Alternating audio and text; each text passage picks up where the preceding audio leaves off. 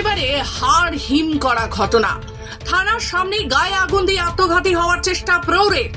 এই ঘটনায় সোমবার বিকেলে ব্যাপক চাঞ্চল্য পূর্ব বর্ধমানের ভাতার থানা চত্বরে। গুরুতর জখম অবস্থায় উদ্ধার করে অগ্নিদগ্ধ ব্যক্তিকে ভর্তি করা হয়েছে বর্ধমান মেডিকেল কলেজ হাসপাতালে। অবস্থার অবনতি হওয়ায় তাকে নিয়ে আসা হয় এসএসকেএমে। জানা গিয়েছে বাড়ির পাশে বিশাল আয়তনের পুকুর রয়েছে। সেই পুকুরে কয়েক বছর আগেই মাছ চাষ করেছিলেন হোটেল ব্যবসায়ী সুশান্ত দত্ত, কিন্তু তারপর থেকে এই পুকুরের মালিকানা নিয়ে চলছিল টানাপোড়েন। বিষয়টি আদালত পর্যন্ত গড়ায়। আর পুকুরে দখল নিতে না পারায় দীর্ঘকাল ধরে প্রচন্ড মানসিক চাপের মধ্যে ছিলেন সুশান্ত, এমনটাই জানান পরিবারের সদস্যরা। সোমবার বিকেলে ভাতার থানার গেটের কাছে নিরিবিলি জায়গা খুঁজে গায়ে আগুন লাগিয়ে আত্মহত্যার চেষ্টা করেন তিনি। সারা শরীর যখন দাউ দাউ করে পুড়ছিল, তখনই ভাতার থানার পুলিশ কর্মী ও সিভিক ভলেন্টিয়ারদের নজরে পড়ে। তড়িঘড়ি থানা থেকে কম্বল বের করে চাপা দিয়ে আগুন নেভানো তারা। পুলিশ তাকে বর্ধমান মেডিকেল কলেজ হাসপাতালে নিয়ে যায়। জানা গিয়েছে সুশান্ত বাবুর অবস্থা অত্যন্ত সংকটজনক। পরিবার সূত্রে খবর, কুলচন্ডা মৌজায় 993 দাগ নম্বরে 1 একর 73 শতক আয়তনের একটি পুকুর একটি পরিবারের কাছে বছর 8 আগে তিনি কিনেছিলেন। তারপর তাদের নামে রেকর্ডের পরিবর্তনও হয়ে গেছে। পুকুর কেনার পর 2019 সালে সুশান্ত বাবু পুকুরে মাছ চাষ শুরু করেন, কিন্তু তারপর থেকেই শুরু হয় সমস্যা। জানা গেছে সন্তোষের নামে থাকা ওই পুকুরটি খাস জমিতে দাবি করে আদালতে মামলা করেন স্থানীয় কয়েকজন। তারপর থেকেই জটিলতার সূত্রপাত। সেই থেকেই পুকুরের ওপর দখল সুশান্ত বাবুর ছিল না, যদিও সেখানে মাছও কেউ ধরতে যায়নি। কলকাতা উচ্চ আদালতে মামলা চলছিল। প্রশাসন সূত্রে জানা গেছে কলকাতা উচ্চ আদালত থেকে সম্প্রতি বর্ধমান জেলা শাসককে নির্দেশ দেওয়া হয় ওই পুকুর নিয়ে জটিলতার বিষয়টি নিষ্পত্তি করতে। জেলা শাসক গত 27 ফেব্রুয়ারি এবং গত 3রা মার্চ 2 দফায় শুনানিতে ডাকেন। সর্বশেষ শুনানির পর জেলা শাসক কেসটি খারিজ করে দেন এবং ওই পুকুরের মালিকানা সুশান্ত দত্তদের নয় বলে জানানো হয়। এরপর সোমবার বিকেলে বাজারে যাচ্ছি বলে সুশান্ত বাবু বেরিয়ে যান। তারপর থানার সামনেই গায়ে আগুন ধরান।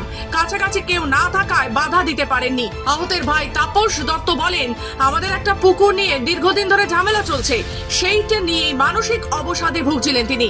আজ বাজার যাচ্ছি বলে বের হন দাদা, তারপর শুনছি গায়ে আগুন দিয়েছেন। পুলিশ সূত্রে জানা গিয়েছে থানা চত্বরে ঢুকে আত্মহত্যার চেষ্টার ঘটনায় পুলিশ একটি মামলা রুজু করেছে।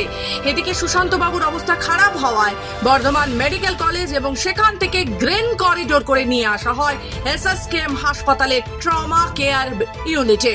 স্বভাবতই এলাকা জুড়ে ছড়িয়েছে চাঞ্চল্য। এখন আমার অফিসিয়াল যে রেকর্ড আমি দেখতে পাচ্ছি 993 দাগ টোটালি ভেস্ট এবং 1 নম্বর খতিয়ানে আছে। এবার ওনার তো এখানে কোনো ইন্টারেস্ট থাকার কথা নয়। এবার উনি কেন নিজে আত্মহত্যা করার চেষ্টা করছে, এটা অন্য কোনো ইস্যু থাকতে পারে। হয়তো দেখা গেল উনি কোনো ব্যবসায়িক ক্ষতির জন্য এটা করতে পারে, সেজন্য হতে পারে, বা অন্য কোনো ইস্যু থাকতে পারে।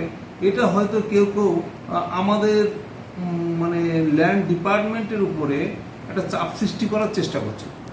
কারণ 992 দাগে অনেক লোক ওখানে বসে আছে। ওই 992 দাগ কিন্তু টোটালি ভেস্ট এবং 993 দাগও টোটালি ভেস্ট। তা সেটা তো সরকারের জন্য, সরকার যে কোনো মুহূর্তে অধিগ্রহণ করতে পারে সরকারের ওন ইন্টারেস্টে। সেখানে অন্য লোকের তো আত্মহত্যার কোনো ব্যাপার থাকতে পারে না। শুনছি ভাতার থানার ভিতরে। এটা কি আপনারা শুনলেন? হ্যাঁ, শোনা কথা, কিছু দেখেননি তাই না? তো আমরা দেখি। আচ্ছা, তাই যাই হোক, এবারে এটা কি কারণে, কি উদ্দেশ্য, মানে এই উদ্দেশ্য বলতে আমাদের পুকুরটা নিয়ে দীর্ঘদিন ঝামেলা চলছে। কি পুকুর? কোন পুকুরটার নাম? এই পুকুরটার নাম সন্তোষ সাহেব ভাতার বাজারে। হ্যাঁ, কি অসুবিধা ছিল? অসুবিধা বলছে পুকুরটা কিছুদিন আগে পাবলিক হিয়ারিং করে ভেস্ট করে দিয়েছে বিএলও সাহেব, টাকা ঘুষ দিয়ে। বিএলআরও ঘুষকে মানে পাবলিক হিয়ারিং করে ভেস্ট করতে গেলে সেটা তো হিয়ারিং করতে হয়, যাদের পুকুর আছে তাদেরই করেনি, কিন্তু পাবলিক হিয়ারিং করে তাদের ভেস্ট করে দিয়েছে। কতটা জায়গায় ভেস্ট করেছে? এই পুকুরে পার সব। ওর মধ্যে কি সমস্ত বাড়িটা অবস্থিত আপনাদের? হ্যাঁ, ভেস্ট করেছে। এরপরে কি আপনাদের কি নোটিশ করেছিল? আমাদের কোনো নোটিশ করে। পূর্ব বর্ধমান থেকে সুমন বিশ্বাসের রিপোর্ট, খবর বাংলা।